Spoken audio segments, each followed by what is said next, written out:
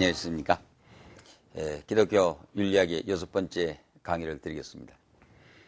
우리는 윤리학을 지금 공부를 하고 있는데, 사실상 우리 신학교에서는 제가 계속해서 조직신학이 8가지로 나는데, 조직신학, 그리고 변증학, 윤리학, 또 이제 비교정교학, 여러 가지 제가 이제 집필했던 책을 중심으로 해서 학교에 강의를 하는데, 단순히 공부를 하는 시간에서 끝나는 정도가 아니고 매 시간마다 참 부흥회하는 것도 같고, 어때 파고 들어갈 때는 진지하게 이 학문적인 토론이나 연구 계속해서 나가면서 그때그때 그러다 보니까 저하고 같이 공부하는 교실에는 어떨 때는 그냥 소리쳐서 흐느껴 울고는 눈물의 바다를 이룰 때도 있고, 어떨 때는 감격해가지고 파한대소하면서 이제 웃고 재미나게 공부를 하고 있습니다. 그렇기 때문에 이런 통신을 통해 가지고 공부하신 여러분들도 혹시 기회가 되시면 우리 학교에 오셔가지고 본 강의실에 한 번씩 참석해 보시기 바랍니다. 외래 분들이 어떤 때는 목사님도 오시고 전도사님 또 타교단의 분들이나 이 신학에 대한 관심을 갖고 또 일반 평신들도 많이 기원한 대로 방청을 합니다. 와가지고는 이 분위기, 우리 공부하는 분위기에 매도되어가지고 이 학교에 와서 등록해서 오는 분들도 많이 있습니다.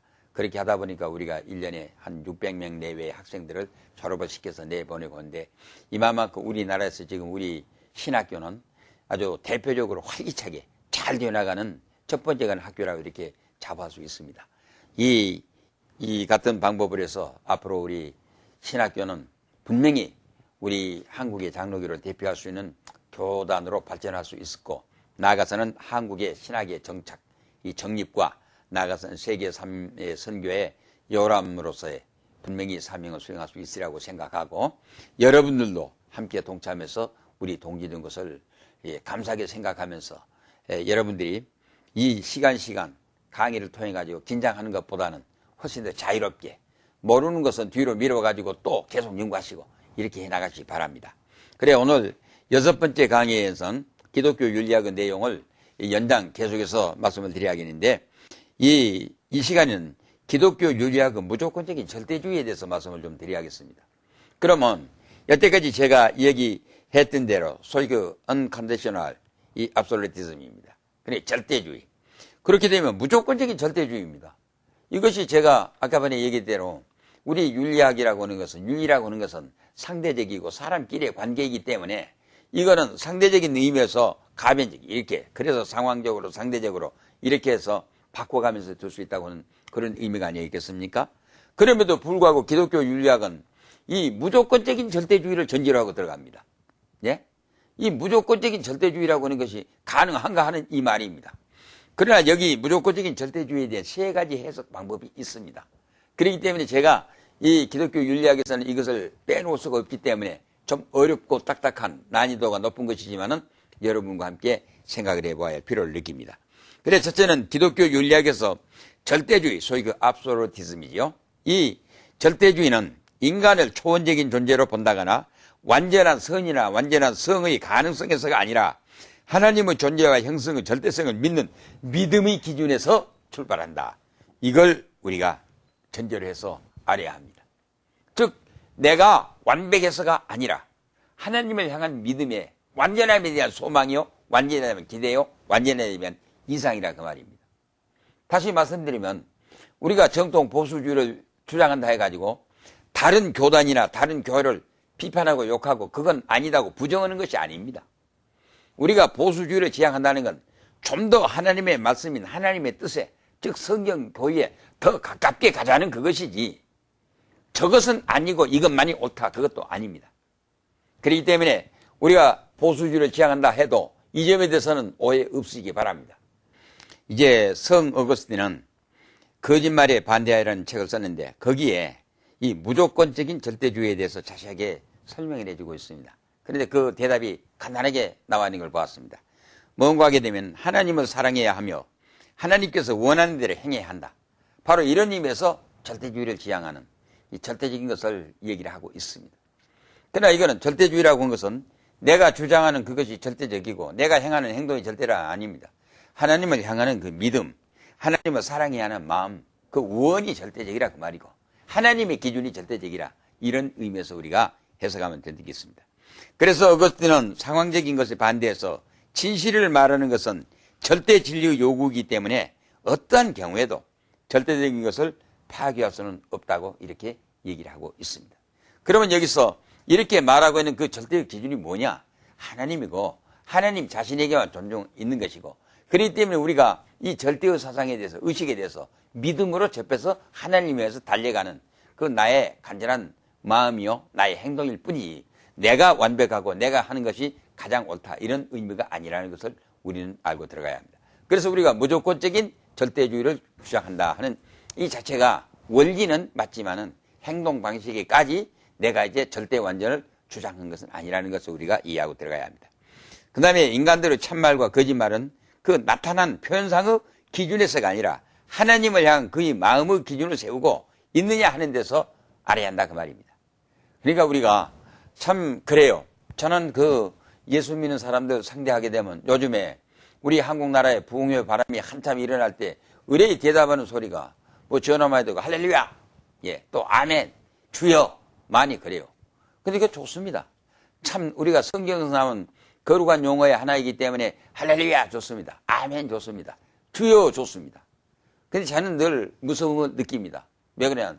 너는 세상의 빛이요 너는 세상의 소금이니까 내가 할렐루야 했으면 할렐루야 말에 책임을 질 수 있어야 합니다.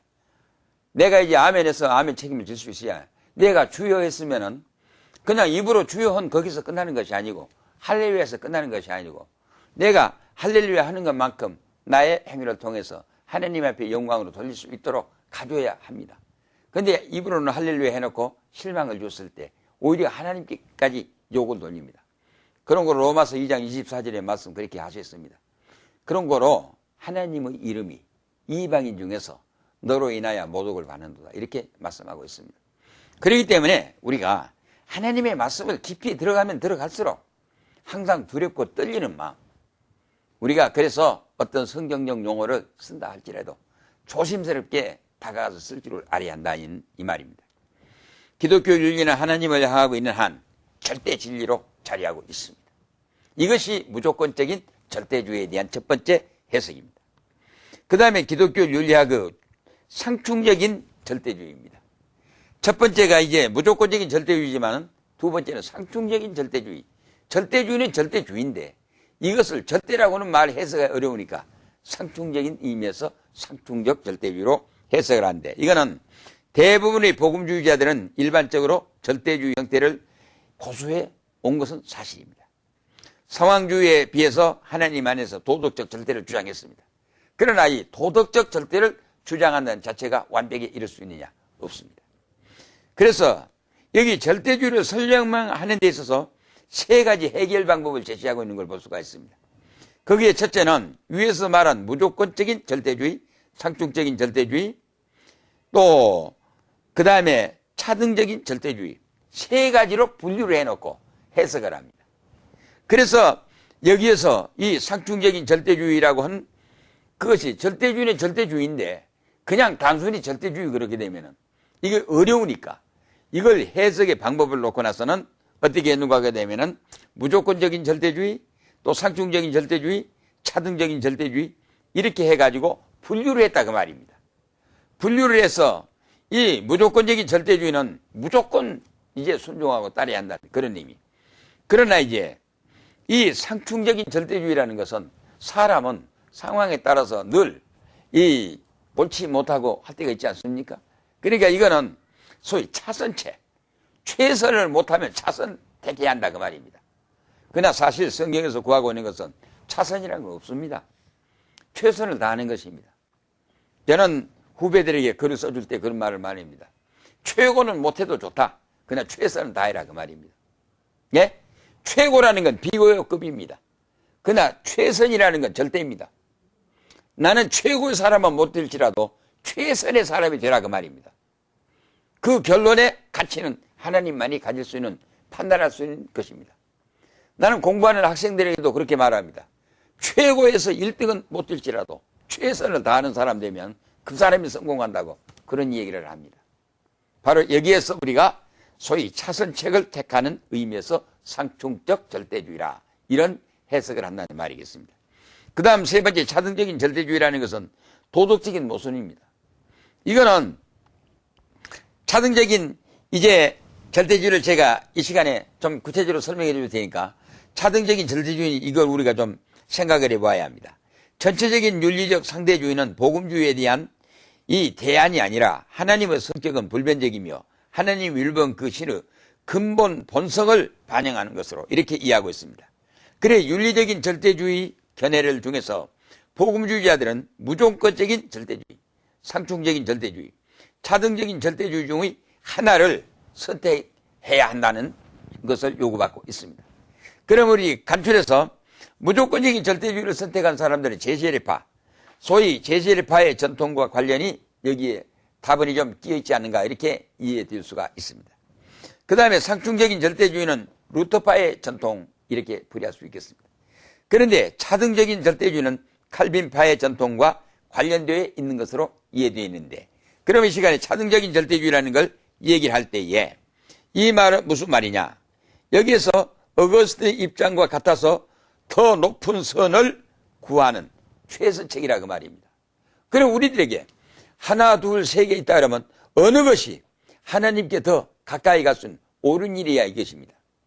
그런 나의 지식적인 수준이 미달해가지고 판별이 없다 할지라도 내 마음이 기준에서 하나님을 향한 최고의 최선의 마음이 어디냐는 이걸 택하라 그 말입니다. 그랬을 때는 그 문제는 내 입장에서는 최선이라고 생각했는데 비교했을 때는 최선이 아닐 수 있습니다. 그러나 하나님은 내가 하나님을 향한 최선을 구하는 그걸 받아주십니다. 그렇기 때문에 여기서 우리가 이 칼빈주의파에서는 차등적인 절대주의를 우리가 지향하고 주장한다 이런 말입니다.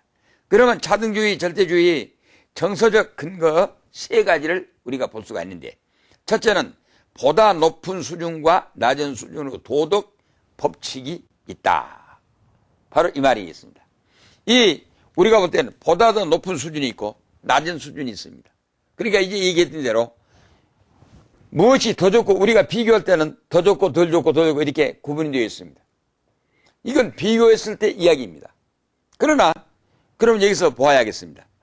나는 우리 예수님께서 이 유대교 주의자들은 바리새인들은 하나님 앞에 헌금을 낼 때에 많이 한 조각씩 갖다 냅니다.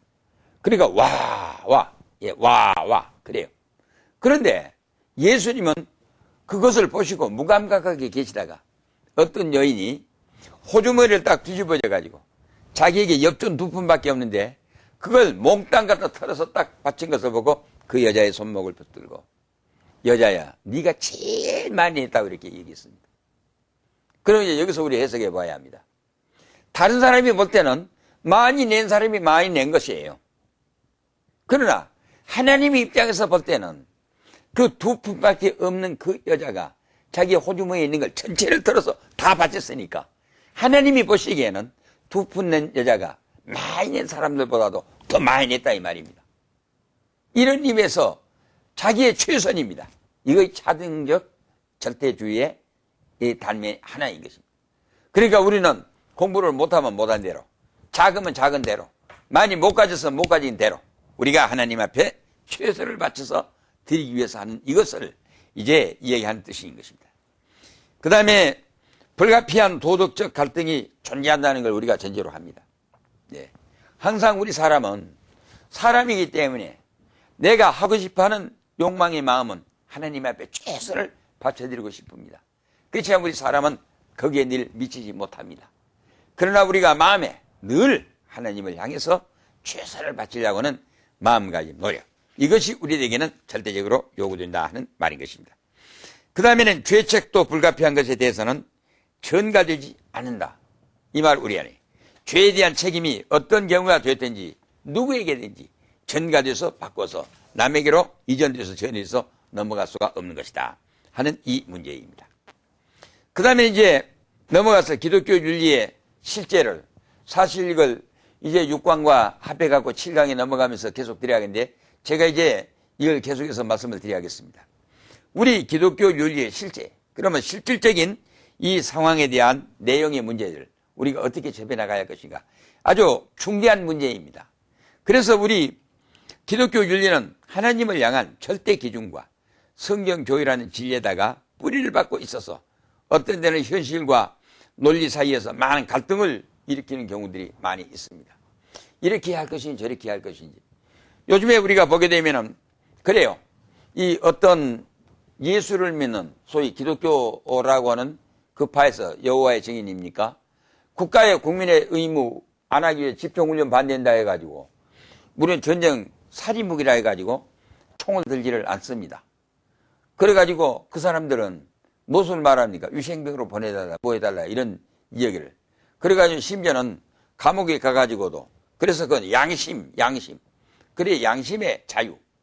양심에 호소해가지고 나는 집중훈련을 할 수가 없으니까 이 살인무기를 들 수가 없으니까 나는 이제 군대에 안 간다. 총을 안 들겠다. 이렇게 말을 합니다. 그러면 개인의 양심이라는 것은 집단체에 의해서 제약을 받는다는 걸 알아야 합니다. 왜냐? 이 국가라고 하는 걸 부인해버리게 되면은 그 논리가 맞습니다만은 이 성경은 국가를 인정해주고 있습니다. 정부를 인정해주고 있습니다. 국민의 의무를, 우리 기독교는 의무를 인정해주고 있습니다. 그러면 자기의 개인의 양심은 그렇지만은 국가의 국민의 의무는 의무로 가져야 합니다. 그렇기 때문에 우리 정통 보수 개신교에서는 우리가 군에 가는 것을 반대하지 않습니다. 그렇기 때문에 우리가 이런 문제들이 우리 기독교 윤리 차원에서 어떻게 해석하고 해 들어가야 할 것인가 이런 문제를 알아야 합니다. 이제 이 시간을 통해 가지고 공부하신 여러분들, 이 지도자가 되실 분들, 여러분들 스스로도 그러려니와 여러분의 가정의 자녀나 식구들 반드시 우리 국가가 존재하는 한 우리는 국민의 의무, 국방 의무 이행해야 합니다. 군에 보내야 합니다. 총등고 훈련 받게 해야 합니다. 네. 이거 국민된 의무입니다. 세금 내야 합니다. 교육 받아야 합니다. 일해야 합니다. 이것이 전부가 이제 우리가 현재 우리 주변에 되어 있는 사회, 여기에서 기독교 윤리가 어떻게 접해하는 이 문제입니다. 좀 이제 이 방송을 들으신 분 가운데 제 강의를 듣고 불평불만 하실 분이 있을런지 모르겠습니다만은 우리 한국의 노숙자 문제가 큰 문제입니다. 서울 영화만 한다 할지라도 여기 탑공공원을 중심으로 해서 점심때가 되게 되면 이 많은 노숙자를 비롯해 가지고 거기에는 이제 그 노인들이 많이 와서 수백 명씩 점심때 점심을 타먹기 위해서 몰려들고 있습니다. 그리고 우리 교회 단체들이 이런 봉사들을 많이 합니다. 노숙자들이라든가 이런 그 노인들이라든가 그런 분들에게 많은 봉사를 합니다. 그거 옳습니다. 해야 합니다. 그러나 저는 조금 입장을 달리합니다. 만약에 내가 돈이 있어가지고 그분들에게 이 탑골 공원에 가서 500명 사람들을 점심을 먹이려 그러면 나는 그렇게 하겠습니다. 여러분이 이제 점심시간이 되어서 점심을 드리겠는데 여러분이 여기에 뿌려나온 쓰레기 전부 하나씩을 들고 와서 여기 쓰레기통에 버리고 온 분만 전부 다 밥 타서 먹으십시오. 아마 나 같으면 그렇게 하겠습니다. 왜 그래야 하느냐? 사람을 말이죠. 무조건 그저 놀고 먹는 사람 놀고 먹게 놀고 먹는 걸 장려시켜준 건 옳지 않습니다. 오히려 중요한 것은 그 사람을 노숙자를 노숙하지 않고 먹일 수 있는 정신력을 먼저 심어 넣어준 것이 더 옳은 일이라고 보아집니다. 이거는 기독교 윤리학적 입장에서 보았을 때 실제를 우리가 어떻게 풀어나가야 할 것인가 이러한 문제들입니다. 또 이제 그래요. 우리 한국 나라는 자본주의를 지향하면서 자식들에게 얼마 전에 신문을 보니까 그랬던가요? 이제 뱃속에서 갓 떨어져 나온 아기가 뭐 4천억의 재산을 갖고 있다고 등기가 이렇게 되어 있다던가요? 옳지 않습니다. 교육이라고 하는 것은 돈을 버는 방법을 가르쳐 주는 것이지 돈을 벌어서 그렇게 이제 아직까지 돈이 뭔지도 모르는 눈도 덜 뜬 애기한테 나눠준 그것이 이제 경제 논리에서 해석될 수 있는 문제가 아닙니다. 이런 문제들은 앞으로 고쳐줘야 한단 말입니다. 돈을 버는 방법을 가르쳐 주는 게 교육이지 돈을 벌어서 넘겨주는 걸 잘하는 거 아닙니다. 아버지의 책임이 돈을 많이 벌어서 넘겨주는 것도 중요합니다만 넘겨주면 그러면 그 아들의 인생은 뭐하란 말입니까? 아버지처럼 돈은 방법을 버는 방법을 가르쳐 줘야 하고, 아버지가 많이 벌어가지고 역사 앞에, 국가 앞에, 사회 앞에, 하나님 앞에 아버지가 돈 많이 벌어가지고 열심히 노래 많이 벌어가지고 나 이런 일 했다. 그걸 보여줘야지. 그렇지 않으니까 지금 돈으로 인해서, 물질로 인해서 사회 범죄만 계속 늘어나고 있습니다. 앞으로 우리가 이 기독교 윤리학 시간을 통해 가지고 이 윤리의 내용에 대한 이 실천의 실제에 대한 문제들을 우리가 어떻게 풀어나가야 할 것인가, 이런 문제를 우리는 생각해야 합니다. 그냥 우리 예수 믿는 사람이 사랑이기 때문에 무조건 놀고 낮에는 실컷 놀아라, 때가 되면 밥 준다, 그러면 적극적인 의미에서 바른 기독교 운동이 아닙니다. 그 사람들에게 밥 한 그릇도 중요하지만 밥 한 그릇에 대한 가치를 인식을 시켜줘야 하고, 얻어먹는 데 대한 이 미안감을 가깝게 만들고, 자기도 빨리 얻어먹는 데서 벗어나가지고 남을 도와주면서 살아갈 수 있는 그걸 먼저 가르쳐줘야 합니다. 그러니까 아마 저하고 같이 기독교 윤리학을 공부하신 분 가운데서 지금까지 노숙자들에게 밥을 제공하고 탑골공원에서 밥을 전해줬던 분 계시면은 간단합니다. 그분들에게 미리 이야기하십시오. 쓰레기통 큰 거 하나 갖다 놓고 여러분이 밥 먹으러 오실 때 여러분이 뿌려놓았던 전부 길바닥에 뿌려진 쓰레기 한 줌이라도 가지고 와서 여기 담아놓은 분부터 밥 잡숴야 합니다. 그래야 더불어 살아가는 우리 공동체 사회가 깨끗해집니다. 명랑해집니다. 그 사람이 발라집니다. 이것이 기독교 윤리학적 입장에서 이 기독교 윤리학이 존재의 이유와 또 우리가 실제 이런 문제를 풀어나가야 할 내용으로 앞으로 우리가 이렇게 해석으로 들어가야겠습니다. 그러나 우리 사람의 행위가 잘하고 잘못함에 상관없이 하나님을 향한 믿음과 성경 교훈에서 이탈될 수 없다는 것이 기독교 윤리의 특징이라고 이렇게 특징 지어줘야 하겠습니다. 우리 생각해야 합니다. 우리 예수 믿는 사람이 잘못하니까 하나님의 진리 자체가 잘못됨이 아닙니다. 하나님이 그런 데서 잘못했다는 거 아닙니다. 사람이 잘못한 것입니다. 우리 성경 해석을 이렇게 하고 저렇게 하기 때문에 성경 진리가 바꿔질 수가 없는 것입니다. 하나님의 성경 진리는 그대로입니다. 그거는 우리 사람이 잘못되어 가고 있는 것입니다. 이런 의미에서 기독교인은 교회만이 아니라 세상의 소금이요 빛으로서 나타날 줄을 알아야 합니다. 이런 의미에서 앞으로 우리가 이제 이 기독교 윤리의 실제에 대한 내용의 문제를 연구하면서 우리가 계속 발전해 나갈 것입니다. 우리는 이제 너희는 세상의 빛이요 너희는 세상의 소금이라고 예수님이 말씀하셨는데, 이 소금과 빛이라고 하는 특징적인 사건을 우리는 이해하고 넘어가야 합니다. 소금이라는 거 뭡니까? 맛을 짜게 하는 거 아니겠습니까? 짜게 해서 숙성을 시킨 거 아니겠습니까? 간을 맞춰준 거 아니겠습니까? 그 다음에 썩어진 것을 막는 거 아니겠습니까? 죽어가는 거 살려주는 거예요. 빛이 무엇입니까? 보이게 해주지 않습니까? 길을 열어주지 않습니까? 보고 따르라고 해서 본을 보여주면 아니겠습니까? 예수 믿는 사람이 이 세상에 존재하는 것이, 개인적으로 얻어가는 구원은 하나님이 해주시는 겁니다. 내가 구원받을 자격이 있어서 구원받는 것이 아니고 하나님께서 사랑으로 나를 구원 베풀어 주시는 것입니다. 하나님으로부터 사랑의 선물로 내가 구원을 받았으니 마땅히 예수 믿는 사람은 이 하나님의 영광을 위해서 세상 앞에서 빛이 되고 소금이 되어야 합니다. 그런 거로 이 내 임영웅이라는 사람을 아는 분들이 저 사람이 부자다, 저 사람이 무슨 벼슬아치다, 저 사람이 뭐한 사람이다, 저 사람이 공부 많이 한 사람이다, 그런 거 알기 이전에 저 사람은 예수 믿는 사람이다, 그거 먼저 알게 해줘야 합니다. 예? 내 입으로가 아니라 전혀 알지 못한 사람이라도 함께 앉았을 때 이 사람은 예수 믿는 사람이다, 그걸 알게 만들어줘야 합니다. 내 한평생 동안 살아오는 과정을 통해서 그 사람은 예수 믿고 이렇게 됐어, 그 집안은 예수 믿고 이렇게 됐어, 그걸 알려줘야 합니다. 이것이 우리 예수 믿는 사람의 첫 번째 도래입니다. 이것이 우리 기독교 윤리학적 의미에서 실제를 우리가 어떻게 접해나가느냐, 이런 문제로 우리가 떨어지는 것입니다. 그래서 우리가 우리 기독교 윤리학을 통해 가지고 좀 더 일반적인 의미에서 예수 믿고 전도하고 예수 믿고 못하고 그거는 신앙과의 관계로서 이런 의미, 그리고 자기 개인적인 문제에서 이렇게 논의가 됩니다. 그러나 우리 기독교 윤리학에서는 좀 적극적인 의미에서 상대적인 의미에서 모든 세상 사람들 앞에 우리가 사회 앞에 또는 국가 앞에 세계 앞에 인류 앞에 우리 기독교 신앙하는 기독교 운동이 신앙하는 내용의 방법이 내가 예수 믿지 않은 사람을 상대로 해서 행하는 행동 방식의 내용이 어떻게 돼야 하느냐. 이것들을 우리들은 기독교 윤리학에서 연구하고 취급해서 이런 문제에 우리가 적극적으로 들어가야 한다는 말이겠습니다.